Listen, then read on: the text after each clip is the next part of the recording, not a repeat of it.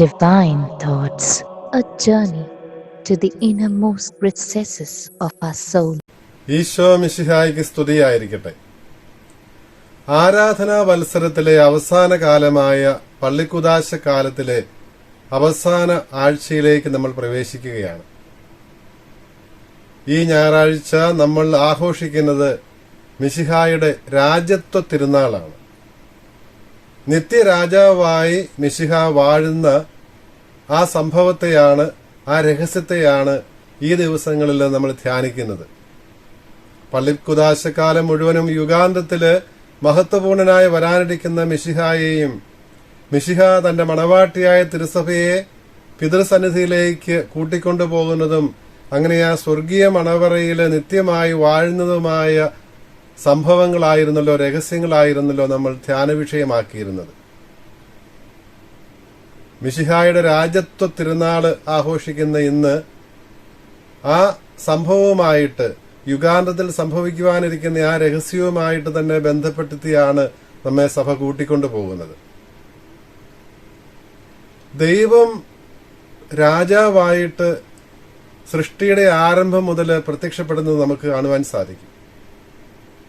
ദൈവത്തിന്റെ രാജത്വം അത് സൃഷ്ടിയുടെ രംഗത്തിൽ തന്നെ, ഉൽപ്പത്തി പുസ്തകത്തിൽ തന്നെ പ്രകടമാണ്. എന്താണ് ദൈവം രാജാവാണ് എന്നതിന്റെ അർത്ഥം? അവിടുന്ന് എല്ലാറ്റിന്റെയും അധിപനാണ്, സകല കർത്തൃത്വവും അധികാരവും അവിടുത്തെ കരങ്ങളിലാണ് എന്നുള്ള സത്യമാണ്. ദൈവം യാഹ്വേ രാജാവാണ് എന്നുള്ള ആ വിശ്വാസ പ്രഘോഷണത്തിലൂടെ ഇസ്രായേൽ ഏറ്റുപറഞ്ഞിരുന്നത്.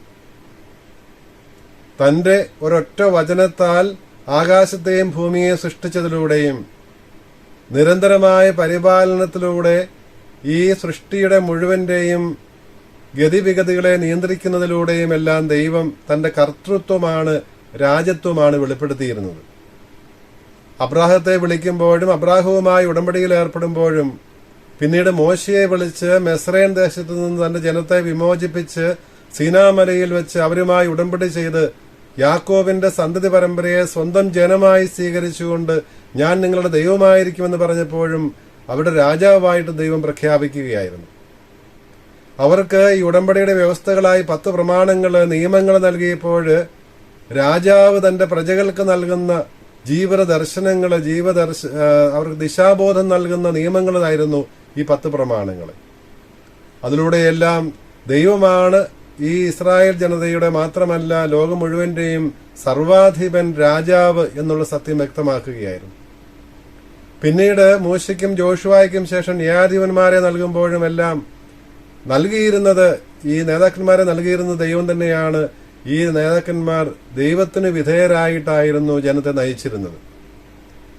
പഴയ നിയമത്തിലെ 2ാമത്തെ വായനയില് സാമുവേലിന്റെ പുസ്തകത്തില് 1-ാം പുസ്തകത്തില് 8-ാം അധ്യായത്തിൽ നിന്നുള്ള ഭാഗം നമ്മൾ വായിക്കുമ്പോൾ സാമുവേലിന്റെ അവസാന ന്യായാധിപനായിരുന്ന സാമുവേലിന്റെ മക്കള് ദൈവഹിതത്തിന് വിരുദ്ധമായി പ്രവർത്തിച്ചു തുടങ്ങിയപ്പോൾ ജനത്തിലെ ശ്രേഷ്ഠന്മാർ സാമുവേലിനോട് ആവശ്യപ്പെടുകയാണ്, മറ്റ് ജനതകൾക്കുള്ളതുപോലെ ഞങ്ങൾക്കും ഒരു രാജാവിനെ വാഴിച്ചു തരണമെന്ന്. അപ്പോൾ സാമുവേൽ ആദ്യം പറയുന്നുണ്ട്, ദൈവമല്ലാതെ, യാഹ്വേ അല്ലാതെ മറ്റൊരു രാജാവില്ല നമുക്ക് എന്ന്. എങ്കിലും ജനം നിരന്തരമായി ആവശ്യപ്പെട്ടിരുന്നതുകൊണ്ട് ദൈവം പറയുകയാണ് അവരുടെ ആവശ്യം സാധിച്ചു കൊടുക്കുക. അവിടെ ദൈവം പറയുന്ന ഒരു കാര്യമുണ്ട്, രാജാവായിരിക്കുന്നതിൽ നിന്ന് ഇസ്രായേൽ ജനത തള്ളിക്കളഞ്ഞത് എന്നെയാണ്. നിന്നോട്, സാമുവേലിനോടുള്ള വിരോധമല്ല അവിടെ പ്രകടമാകുന്നത്, രാജാവായിരിക്കുന്നതിൽ നിന്ന് ഇസ്രായേൽ ജനം തന്നെ, യാഹ്വയെ തന്നെ മാറ്റി നിർത്തുന്നു എന്ന് ദൈവം തന്നെ അവിടെ പറയുന്നുണ്ട്. എങ്കിലും ജനത്തിന്റെ ആഗ്രഹപ്രകാരം രാജാവിനെ വാഴിച്ചു നൽകുന്നു. ആദ്യ രാജാവായിട്ട് സാവൂള് വരുന്നു.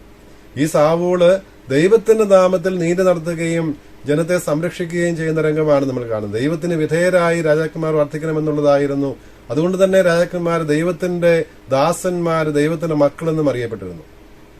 സാവൂളിന് ശേഷം വന്ന ദാവീദ് രാജാവിനോടായിരുന്നു ദൈവം മിശിഹായെക്കുറിച്ചുള്ള വാഗ്ദാനങ്ങളിൽ ഏറ്റവും പ്രധാനപ്പെട്ടത് നൽകിയിരുന്നത്.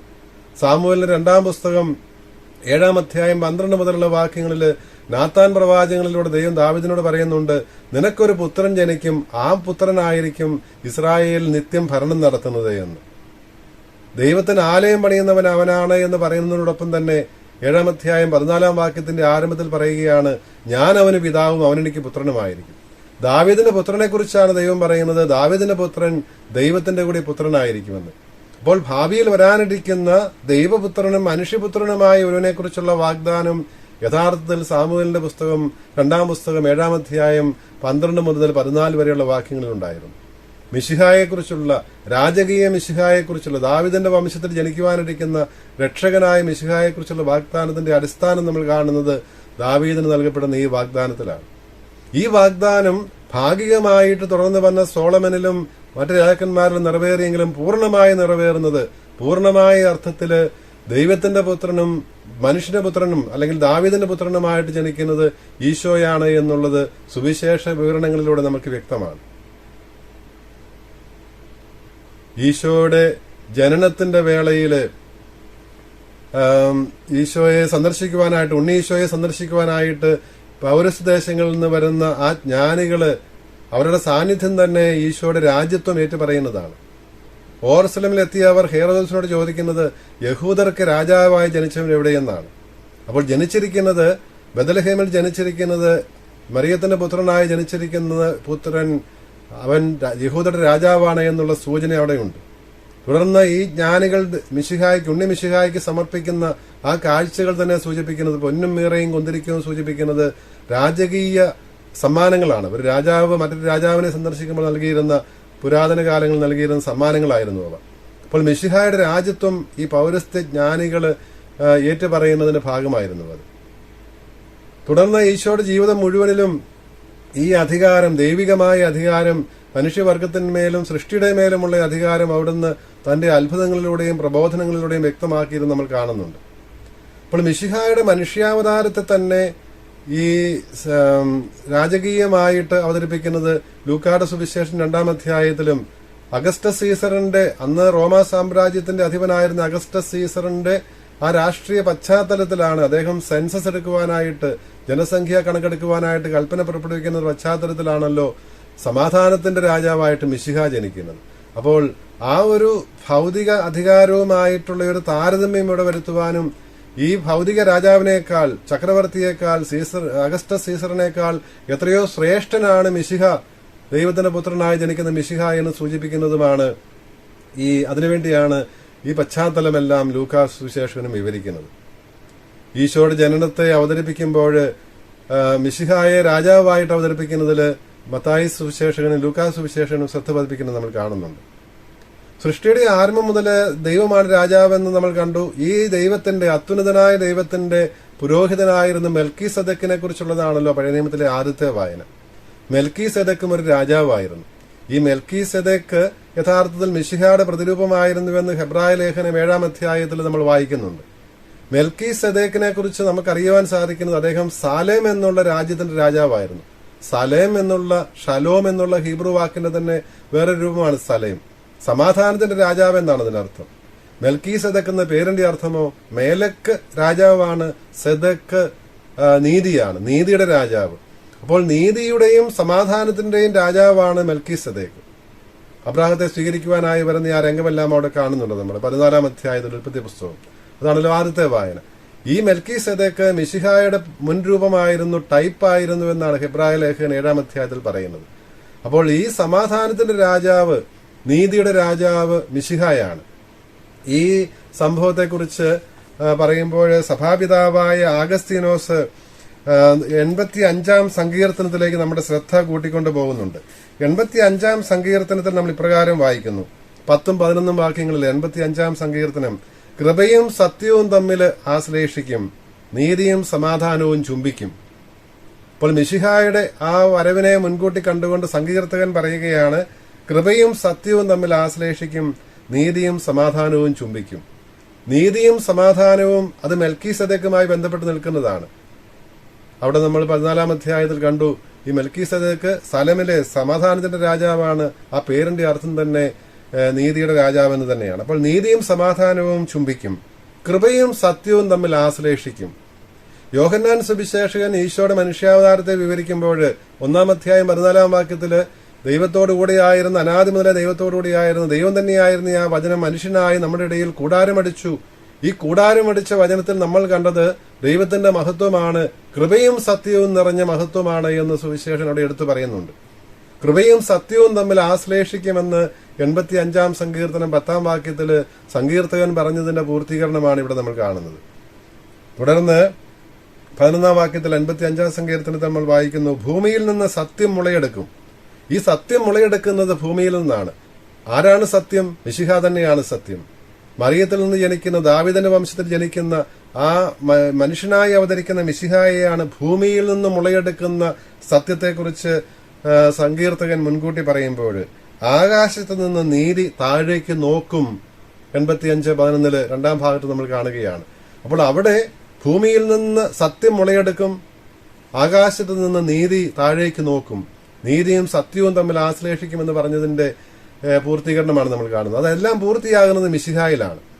മിശിഹ അതുകൊണ്ടാണല്ലോ പറയുന്നത്, യോഹന്നാന്റെ സുവിശേഷം 14-ാം അധ്യായം 6-ാം വാക്യത്തില്, ഞാനാണ് വഴിയും സത്യവും ജീവനും, നിത്യജീവനിലേക്ക് നിത്യരക്ഷയിലേക്ക് നയിക്കുന്ന വഴി ഞാനാണ്, അതിനുള്ള മാർഗം സത്യമറിയുക, ഞാൻ വെളിപ്പെടുത്തുന്ന ഈശോ സത്യമാണ് എന്ന് പറയുന്നതിന്റെ അടിസ്ഥാനം പിതാവായ ദൈവത്തെ അവിടെ നിന്ന് വെളിപ്പെടുത്തി, ദൈവത്തെ നമുക്ക് കാണിച്ചു തന്നു, മനുഷ്യനെയും നമുക്ക് കാണിച്ചു തന്നു. മനുഷ്യന്റെ മഹത്വം എന്താണ്, മനുഷ്യന്റെ വിളി എന്താണ് എന്ന് നമുക്ക് വ്യക്തമാക്കി തന്നത്, മനുഷ്യ അസ്തിത്വത്തിന്റെ അർത്ഥം എന്താണെന്ന് വ്യക്തമാക്കി തന്നത് മനുഷ്യനായി അവതരിച്ച ഈശോയാണ്.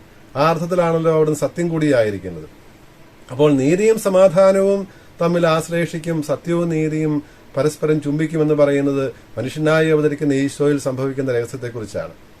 ഈ പശ്ചാത്തലത്തിൽ വേണം നമുക്ക് സുവിശേഷത്തിലേക്ക് വരുവാൻ. 18-ാം അധ്യായം, യോഹന്നാന്റെ സുവിശേഷം 18-ാം അധ്യായത്തിന്റെ അവസാന വാക്യങ്ങളിൽ പീലാത്തോസിന്റെ മുൻപിൽ വിചാരണ ചെയ്യപ്പെടുന്ന ഈശോയോട് പീലാത്തോസിന് ചോദിക്കാനുള്ളത്, നീ രാജാവാണ് എന്നുള്ളതാണ്. കാരണം യഹൂദ പ്രമാണികള് ഈശോയെ പീലാത്തോസിന്റെ മുൻപിൽ ആദ്യം ഒരു മതപരമായ വിചാരണ സാൻഹെദ്രിൻ സംഘത്തിന്റെ പ്രധാന പുരോഹിതന് മുമ്പിൽ നടത്തി, മരണത്തിന് ഈശോ അർഹനാണ്, അവിടെ ദൈവദൂഷണം പറഞ്ഞിരിക്കുന്നു, മനുഷ്യനായിരിക്കെ ദൈവമാണെന്ന് പ്രഖ്യാപിച്ചിരിക്കുന്നു എന്ന് പറഞ്ഞ് മരണത്തിന് വിധിച്ച് രാഷ്ട്രീയ അധികാരിയായിരുന്ന റോമൻ ഗവർണറായിരുന്ന പീലാത്തോസിന് മുൻപിൽ കൊണ്ടുവരികയാണ് ആ വിധിയൊന്ന് നടപ്പിലാക്കി കിട്ടുവാൻ വേണ്ടിയിട്ട്. അപ്പോൾ അവിടെ ഈ ദുരുദ്ദേശത്തോടെയാണ് യഹൂദ നേതാക്കന്മാർ ഈശോയെ കൊണ്ടുവന്നതെന്ന് അറിയാമായിരുന്ന പീലാത്തോസ് ഈശോയോട് ചോദിക്കുകയാണ്, നീ യഹൂദന്മാരുടെ രാജാവാണോ? ഈശോ ഇതിന് ഉത്തരം പറയുന്നത് നമ്മൾ കാണുന്നുണ്ട്. അവിടുന്ന് പറയുന്നുണ്ട്, രാജാവാണ്, പക്ഷെ എന്റെ രാജ്യം ഐഹികമല്ല. ഈ ലോകത്തിന്റെ മാനദണ്ഡം അനുസരിച്ചുള്ള, അല്ലെങ്കിൽ ഈ ലോകത്തിന്റെ അധികാരമോ സ്ഥാനമാനങ്ങളോ ബന്ധപ്പെട്ടതല്ല തന്റെ രാജ്യത്വം. താൻ രാജാവ് തന്നെയാണ്. അത് ദൈവികമായ അധികാരത്തില്, സൃഷ്ടിയുടെ ആരംഭം മുതൽ ദൈവം പ്രകടമാക്കിയിരുന്ന, വെളിപ്പെടുത്തിയിരുന്ന ആ അധികാരത്തിലാണ് പുത്രനായ താനും പങ്കുചേരുന്നത് എന്ന് വ്യക്തമാക്കുന്നതായിരുന്നു അവിടുന്ന്. തന്റെ രാജ്യം ഐഹികമല്ല. ഐഹികമായിരുന്നെങ്കിൽ യഹൂദ നേതാക്കന്മാരുടെ കരങ്ങളിൽപ്പെടാതെ രാജാവിന്റെ ഭടന്മാർ നോക്കിക്കൊള്ളുമായിരുന്നു എന്ന് അവിടുന്ന് പറയുന്നുണ്ട്. അപ്പോൾ വീണ്ടും പീലാത്തോസ് ചോദിക്കുന്നത്, നീ രാജാവ് തന്നെയാണോ? അപ്പോൾ ഈശോ പറയുകയാണ്, നീ തന്നെ പറഞ്ഞു കഴിഞ്ഞു എന്ന് പറയുമ്പോൾ വ്യക്തമായിട്ട് ഞാൻ ആണ് എന്നോ അല്ല എന്നോ അല്ലല്ലോ പറയുന്നത്. ഇതേക്കുറിച്ച് സഭാപിതാവായ ഗ്രിഗറി നസിയാൻസൻ പറയും, നീ തന്നെ അത് പറയുന്നു എന്ന് പറയുമ്പോൾ, നീ രാജാവാണെന്ന് നീ പറയുന്നു, ഞാൻ രാജാവ് തന്നെയാണ്, പക്ഷെ ഏത് തരത്തിലുള്ള, നീ വിചാരിക്കുന്ന തരത്തിലുള്ള രാജാവല്ല ഞാൻ. പീലാത്തോസ് വിചാരിച്ചത് ഭൗമിക രാജാവാണ് എന്നാണ്. അതുകൊണ്ട് തന്നെയായിരുന്നു പീലാത്തോസിന് ഭയമുണ്ടായിരുന്നത്.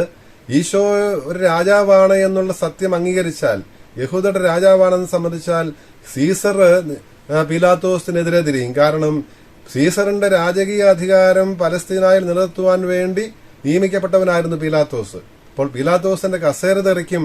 അപ്പോൾ ഈശോ പറയുന്നത്, നീ പറയുന്നു, അപ്പോൾ രാജാവാണ് നിശ്ചയമായും ഞാൻ, പക്ഷെ നീ പറയുന്നത് പോലെ അല്ല എന്നുള്ള ധ്വനിയും അവിടെയുണ്ട്. അപ്പോൾ ഈശോ എന്താണ് ഇത് പറയുന്നതിന്റെ അർത്ഥം? എന്റെ രാജ്യം ഐഹികമല്ല എന്ന് പറയുമ്പോൾ നിനക്കൊരു ഭീഷണിയല്ല ഞാൻ.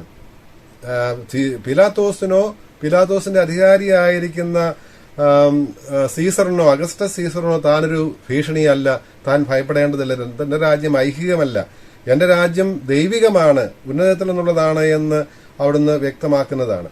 ആഗസ്തിനോസ് ഈ സംഭവത്തെക്കുറിച്ച് പറയുമ്പോൾ വീണ്ടും പറയും, ഹേറോദ് രാജാവ് ഈശോയുടെ ജനനവേളയിൽ, മത്തായിയുടെ സുവിശേഷം 2-ാം അധ്യായത്തിൽ കാണുന്നുണ്ട്, ഈശോയുടെ ജനന സംഭവത്തെക്കുറിച്ച് കേൾക്കുമ്പോൾ പരിഭ്രാന്തനാകുന്ന ഹെറോദിനെ നമ്മൾ കാണുന്നുണ്ട്. അതുകൊണ്ടാണല്ലോ ജെറൂസലമിലും ചുറ്റുപാടുമുണ്ടായിരുന്ന 2 വയസ്സിന് താഴെയുള്ള കുഞ്ഞുങ്ങളെയെല്ലാം വധിക്കുവാൻ ഹെറോദ് കൽപ്പന പുറപ്പെടുവിച്ചത്. അപ്പോൾ ആ ഹെറോദിനുണ്ടായിരുന്ന ഭീഷണിക്ക് അടിസ്ഥാനമില്ല, അത് അടിസ്ഥാനരഹിതമാണ്, ഭയപ്പെടേണ്ടതില്ല. താൻ ഹെറോദിനോ സീസറിനോ പീലാത്തോസിനോ ഭീഷണിയായിട്ടുള്ള ഒരു രാജാവല്ല എന്ന് അവിടുന്ന് വ്യക്തമാക്കുകയാണ്. അവിടുത്തെ രാജ്യം, ഈശോയുടെ രാജ്യം, ഈശോയിൽ വിശ്വസിക്കുന്നവരുടെ രാജ്യമാണ്. അതുകൊണ്ടാണല്ലോ 17-ാം അധ്യായത്തിൽ ഈശോയുടെ പുരോഹിത പ്രാർത്ഥനയിലെ 15-16 വാക്യങ്ങൾ അവിടുന്ന് പ്രാർത്ഥിക്കുന്നത്, നിങ്ങൾ ലോകത്തിൻ്റെതല്ല, ലോകത്തിൽ നിന്ന് ഞാൻ ലോകത്തിൻ്റെത് എടുക്കണം എന്നല്ല ഞാൻ പ്രാർത്ഥിക്കുന്നത്, അവർ ലോകത്തിലാണ്, പക്ഷേ ലോകത്തിൻ്റെതല്ല. എന്റെ രാജ്യം ഐഹികമല്ല എന്ന് പറയുമ്പോൾ അവസാനം വരെ ഇവിടെ നിലനിൽക്കുന്ന ഈശോയുടെ ശിഷ്യന്മാരുടെ ആ സമൂഹത്തെക്കുറിച്ചാണ് ഈശോ. യോഹന്നാന്റെ സുവിശേഷം 15-ാം അധ്യായം 19-ാം വാക്യത്തിൽ ഈശോ പറയുന്നുണ്ടല്ലോ, ഞാൻ ലോകത്തിൽ നിന്ന് നിങ്ങളെ തിരഞ്ഞെടുത്തിരിക്കുന്നു. അപ്പോൾ ലോകം അത് ഈ ഭൗമികമായ ചുറ്റുപാടുകളിലാണുള്ളത്. അതിൽ നിന്ന് ദൈവം ആ ബന്ധനങ്ങളിൽ നിന്ന് ഈശോ തന്നിൽ വിശ്വസിക്കുന്നവരെ വിളിക്കുകയാണ് തന്നിലേക്ക്, ദൈവിക രാജ്യത്തിലേക്ക്. അതുകൊണ്ടാണല്ലോ ഈശോയുടെ പരസ്യജീവിത കാലത്ത് മുഴുവനും അവിടുന്ന് പരസ്യജീവിതം ആരംഭിക്കുന്നത് ദൈവരാജ്യം സമാഗതമായിരിക്കുമെന്ന് പറഞ്ഞുകൊണ്ടാണ്. ദൈവരാജ്യം സ്ഥാപിക്കുവാൻ വേണ്ടിയിട്ടായിരുന്നു മനുഷ്യനായത് തന്നെ. ആ ദൈവരാജ്യം ഭൗമികമായ രാജ്യമല്ല എന്നുള്ളത് ശിഷ്യന്മാർ പോലും തെറ്റിദ്ധരിച്ചു. അതുകൊണ്ടാണ് സബദീപുത്രന്മാർ പറയുന്നത്, ജെറൂസലമിലേക്ക് കയറി പോകുമ്പോൾ ഇടതും വലതുമുള്ള അധികാരസ്ഥാനങ്ങൾ വേണമെന്ന് പറയുന്നത്. അവർക്കും അത് മനസ്സിലായിരുന്നില്ല. പത്രോസ് ലീഹായും നിനക്ക് സംഭവിക്കരുത്, ഈശോയുടെ സഹനത്തെക്കുറിച്ച് പറയുമ്പോൾ നിനക്ക് സംഭവിക്കരുതെന്ന് പറയുമ്പോഴും പത്രോസ് ചിന്തിച്ചതും സഹിക്കുന്ന ഒരു മിശിഹായെ, മരിക്കുന്ന മിശിഹായെ അംഗീകരിക്കാൻ സാധിക്കാതിരുന്നതിന്റെ ഭാഗമായിട്ടായിരുന്നു. അപ്പോൾ ഇവിടെ ദൈവത്തിന്റെ ആ സർവാധിപത്യം, അവിടുത്തെ ആ പരിപാലനം, അവിടുത്തെ സംരക്ഷണം, കർത്തൃത്വം, അതെല്ലാമാണ് അവിടുത്തെ രാജ്യത്വത്തിൽ അടങ്ങിയിരിക്കുന്നത് എന്ന് സഭാപിതാവായ ക്രിസോസ്തോമും പറയുന്നുണ്ട്. ഈശോ ദൈവരാജ്യം പ്രഘോഷിച്ചപ്പോൾ, ദൈവരാജ്യം സ്ഥാപിക്കാനായി വന്നപ്പോൾ, ഈ ദൈവരാജ്യത്തിലേക്ക് എല്ലാവരെയും ആടി വിളിക്കുമ്പോൾ അവിടുന്ന് ഈ കർത്തൃത്വത്തിലേക്ക്, ദൈവത്തിന്റെ കർത്തൃത്വം അംഗീകരിക്കാൻ വേണ്ടി, അവിടുത്തെ പരിപാലനം, അവിടുത്തെ ആ സംരക്ഷണത്തിന്റെ കവചത്തിലേക്ക് വരുവാൻ വേണ്ടി എല്ലാവരെയും ക്ഷണിക്കുകയാണ് എന്നാണ് ക്രിസോസ്തോം പറയുന്നത്. അപ്പോൾ ആ രാജത്വമാണ് യഥാർത്ഥത്തിൽ പീലാത്തോസിന്റെ മുൻപിൽ വെച്ച് ഈശോ ഏറ്റു പറയുന്നത്. പക്ഷെ ആ വ്യതിരക്തത അവിടുന്ന് നിലനിർത്തുന്നു. എന്റെ രാജ്യം ഐഹികമല്ല. എന്തിനു വേണ്ടിയാണ് അവിടുന്ന് മനുഷ്യനായത്, മനുഷ്യാവതാരത്തിന്റെ ലക്ഷ്യം എന്താണെന്നും ആ സന്ദർഭത്തിൽ ഈശോ കൂട്ടിച്ചേർക്കുന്നുണ്ട്. ഈ ദൈവത്തിന്റെ രാജ്യം, ഈശോ സ്ഥാപിച്ച രാജ്യം, അത് സത്യവുമായി ബന്ധപ്പെട്ടതാണ്. ഞാൻ സത്യത്തിന് സാക്ഷ്യം വഹിക്കാനായി ലോകത്തിലേക്ക് വന്നിരിക്കുന്നു. ഇതാണ് ദൈവരാജ്യം സ്ഥാപിക്കുന്നത്. എപ്രകാരമാണ് ഈശോ സ്ഥാപിക്കുന്നതിന്റെ ഉത്തരം അവിടെയാണ്. ഈശോ ദൈവരാജ്യം സ്ഥാപിച്ചത് സത്യമായ ദൈവത്തെ വെളിപ്പെടുത്തിക്കൊണ്ടാണ്. സത്യം, അടിസ്ഥാനപരമായ സത്യം, അത് ദൈവമാണ്. എല്ലാറ്റിന്റെയും അടിസ്ഥാനം ദൈവമാണ്. എല്ലാറ്റിന്റെയും ഉറവിടം ദൈവമാണ്. എല്ലാറ്റിന്റെയും നിയന്ത്രാതാവ് ദൈവമാണ്. അതാണല്ലോ വിശുദ്ധ മുഴുവനിലൂടെയും ഇസ്രായേൽ ചരിത്രത്തിലൂടെയും മനുഷ്യ ചരിത്രത്തിലൂടെയും എല്ലാം നമ്മൾ കാണുന്നതാണ്. ദൈവമാണ് മനുഷ്യ ചരിത്രത്തെയും ഈ പ്രപഞ്ചം മുഴുവനെയും നിയന്ത്രിക്കുന്നവൻ. ദൈവത്തിന്റെ കർത്തൃത്വമാണ് ആകാശവും ഭൂമിയും ഏറ്റുപറയുന്നത്. അപ്പോൾ ഈ സത്യത്തിന് സാക്ഷ്യം വഹിക്കുവാനാണ് ഞാൻ വന്നിരിക്കുന്നതെന്ന് പറയുമ്പോൾ ഈശോ തന്നെയാണ് സത്യമെന്നുള്ള ആ ഒരു വാസ്തവം അവിടെ നേരിട്ട് പറയുകയായിരുന്നു. ഗ്രീക്ക് ഭാഷയിൽ അലേത്തേയ്യ എന്ന വാക്കാണ് സത്യം എന്നുള്ളതിന്, ട്രൂത്ത് എന്നുള്ളതിന് ഉപയോഗിക്കുന്നത്. ഈ വാക്കിന്റെ മൂലാർത്ഥം മറ നീക്കുക എന്നാണ്, ടു റിമൂവ് ദ വെയിൽ എന്നാണ്. എന്ന് പറഞ്ഞാൽ പഴയ നിയമത്തിലെ ദൈവം സന്നിഹിതനാണെങ്കിലും, അവിടെ ചരിത്രത്തിൽ സന്നിഹിതനാണെങ്കിലും ദൈവത്തിന്റെ മുഖം വ്യക്തമല്ലായിരുന്നു.